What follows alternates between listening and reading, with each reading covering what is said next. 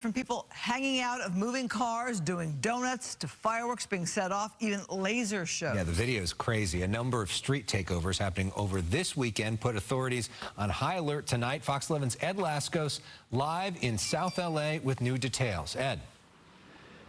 And crazy video with all of these street takeovers that seemingly are taking over in many areas, many neighborhoods. Dozens of them reported overnight through early Monday morning. Many of them fueled by social media that really makes a lot of those involved, especially the drivers of those burning out spinning cars, makes them famous online no matter what the cost. Watch.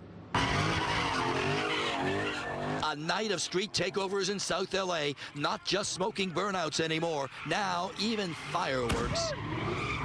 And a laser show as the takeovers take on a dangerous life of their own.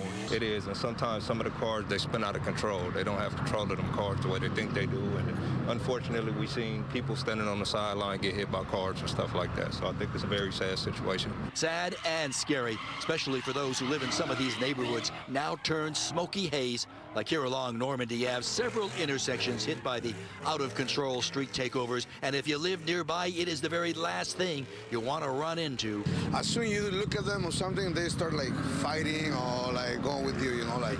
It's that tense, that threat. It's so tense, yeah, definitely, definitely.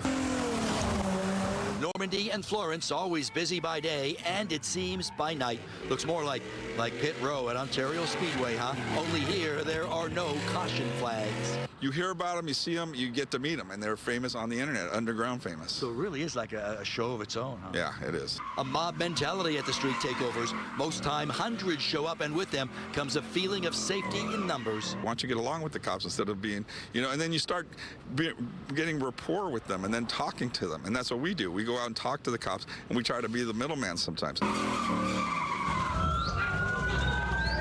Until they hear the sirens, then they scatter before police arrive. And even with them scattering, they're driving so fast that there can be somebody crossing the street or something, and they can hit them trying to get away from the officers. So it's a very unsafe situation.